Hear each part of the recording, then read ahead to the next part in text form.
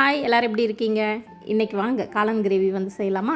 அதுக்கு 2 பழுத்த தக்காளியை வந்து கட் பண்ணி எடுத்துக்கிட்டு கூடவே கொஞ்சமாக புதினா கொத்தமல்லி, ஒரு 5-6 முந்திரி பருப்பு, லவங்கம், பட்டை இது எல்லாத்தையும் கொஞ்சம் ஃபைன் பேஸ்ட்டாக அரைச்சி வச்சுக்கோங்க.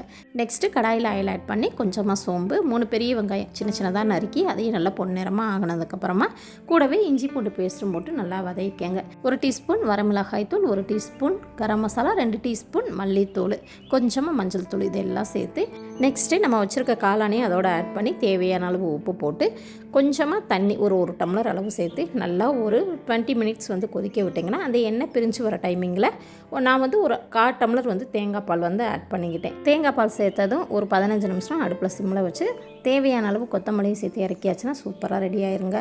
இது சாதம், சப்பாத்தி எல்லாத்துக்குமே சூப்பராக செட் ஆகும். இன்னொன்று வந்து நம்ம காளான் வந்து பேக்கிங்கில் வாங்குறப்ப அந்த டேட்டை வந்து கவனிச்சுக்கோங்க. ஒரு 4 டேஸ்க்குள்ளே தான் இருக்கும் அல்லது 3 டேஸ்க்குள்ளே இருக்கும். அதை செக் பண்ணி யூஸ் பண்ணிக்கோங்க.